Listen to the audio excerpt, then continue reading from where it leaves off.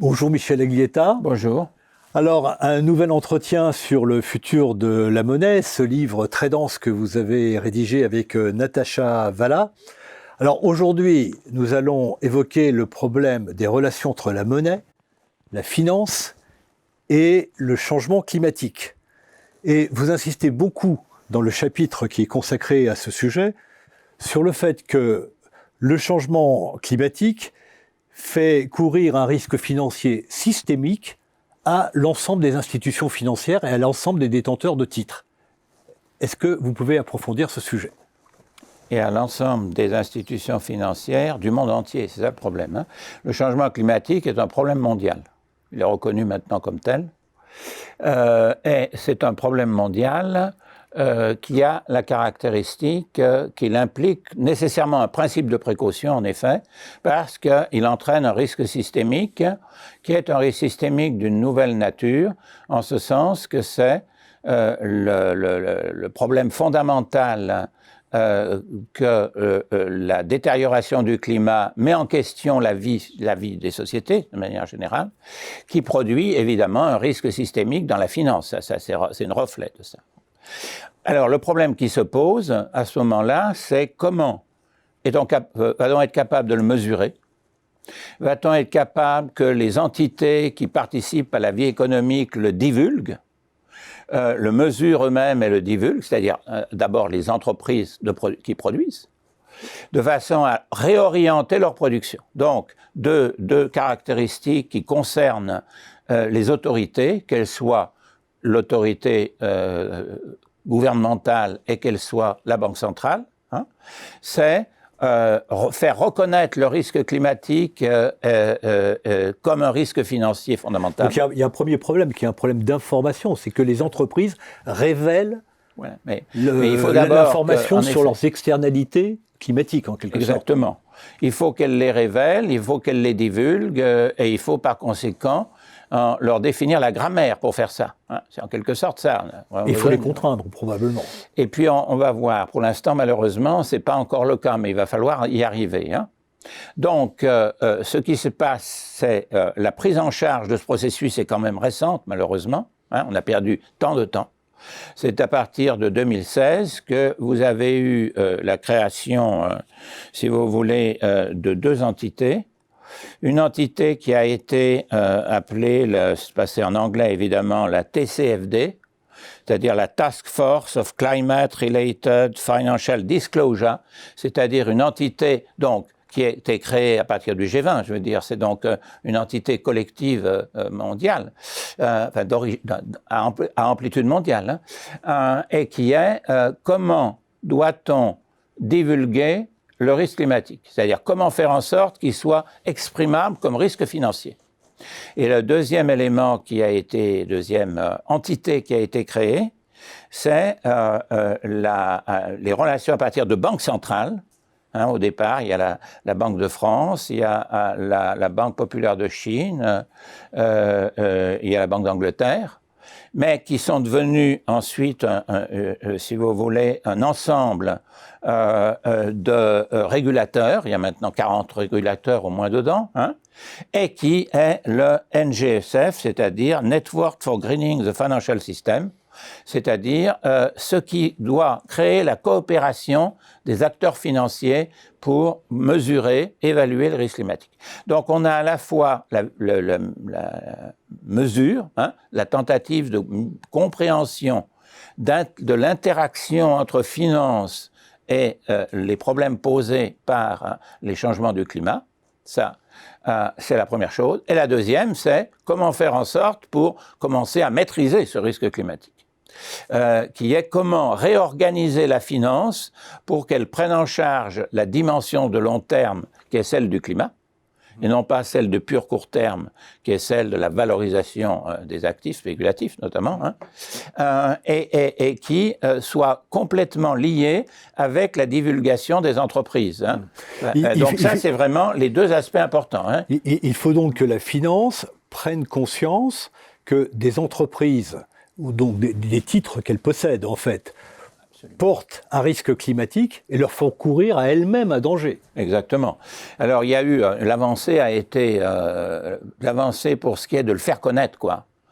A été faite à partir de 2015 par Mark Carney, qui était à l'époque le gouverneur de la Banque d'Angleterre.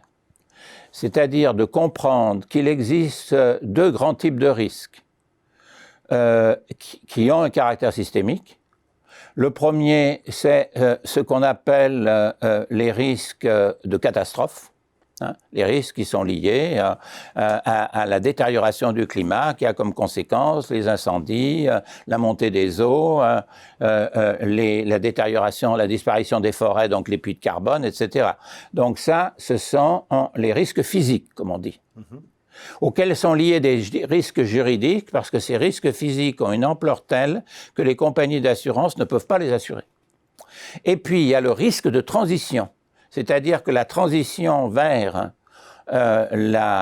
une société, une économie qui réduit la possibilité d'une augmentation de la température trop importante, et on a indiqué que 2 degrés était une limite qu'il ne faut pas dépasser, eh bien, ce risque de transition entraîne ce qu'on appelle des actifs échoués, en français, qui sont des quoi? Pensez à une économie, pensez à une entreprise minière ou une entreprise sidérurgique, etc. Elle émet énormément de carbone. La nécessité d'une limite de la température implique une dévalorisation des actifs qui sont actuellement valorisés comme s'ils allaient être utilisés jusqu'à leur épuisement, c'est-à-dire tout le charbon qui existe et qu'une société possède. Hein. Or, c'est pas vrai. Ils vont être ce qu'on appelle en anglais des stranded assets ou des actifs échoués. Bon. En conséquence, il y a une fausse valorisation, c'est-à-dire qu'avec leur idée de neutralité carbone qui est aujourd'hui le point de vue que les banques centrales ont de leur manière de valoriser elles-mêmes leurs propres actifs, c'est quelque chose qui est faux. C'est-à-dire qu'elles participent, les banques centrales elles-mêmes actuellement, participent à un maintien, si vous voulez, de valeur carbone qui nous amène à des niveaux de température d'augmentation de 3 degrés, 3,5 degrés. Mais en même temps, à tous les étages de la finance et de la banque, jusqu'aux banques centrales, on porte des titres qui portent eux-mêmes des risques financiers extrêmement élevés. Absolument. Et qui peut entraîner des risques systémiques extraordinairement dangereux. C'est ça qui est le point fondamental. Et donc ce problème, ce qui veut dire que la transition n'est pas un processus facile. La transition, c'est pas simplement je fais une substitution, hein, un peu à l'économie néoclassique, hein, une substitution entre une forme d'actif à une autre.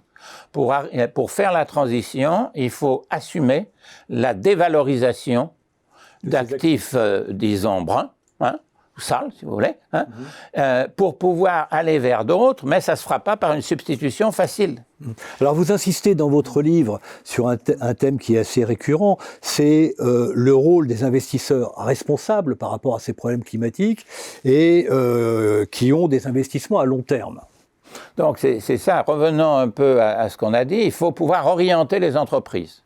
Pour orienter les entreprises, il faut comprendre les différentes catégories de risques climatiques dont j'ai parlé. Hein, c'est-à-dire, d'une part, les risques physiques, et d'autre part, le risque de transition.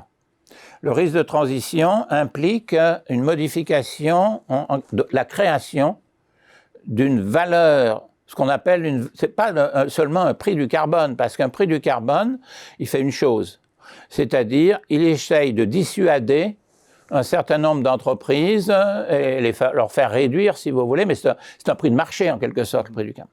Mais ce qu'on appelle la valeur tutélaire du carbone, c'est la valeur d'abattement des émissions carbone, qui doit inciter à des investissements verts, comme on peut dire. Hein.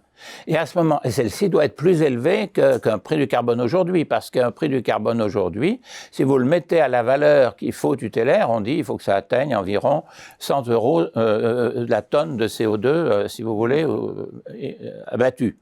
eh bien, vous allez mettre en faillite un tas d'entreprises d'un coup. Donc, il faut qu'il y ait... Cette valeur-là, elle est faite pour la chose suivante. Je suis une entreprise qui veut faire, mettons, de la rénovation du bâtiment. Je vais calculer mon rendement prospectif de ça. Or, le rendement social n'est pas égal au rendement financier privé tant que vous n'introduisez pas une valorisation du carbone en fonction d'une économie sans carbone. Eh bien, on dit la chose suivante, voilà, on vous donne cette valeur-là, hein, qu'on appelle une valeur tutélaire du carbone, et vous calculez votre rendement prospectif de l'activité que vous voulez faire, par exemple rénover une maison, hein, à partir de ça, de façon à ce que votre rendement financier se rapproche du rendement social. D'où l'intérêt d'avoir deux prix qui n'ont rien à voir, et on n'arrive pas à le faire passer facilement. Un prix du carbone qu'il faut commencer à mettre en place dans les échanges quotidiens, hein, en quelque sorte, hein, et puis cette valeur tutélaire pour que de nouveaux investissements qui doivent être certifiés par des entités spéciales, des experts spéciaux, permettent de lancer de nouveaux investissements bas carbone. Ça, c'est important. Merci Michel Aglietta pour cet exposé sur l'impact du changement climatique sur la finance et la monnaie. Je rappelle le titre de votre livre, Le futur de la monnaie, chez Odile Jacob. Merci.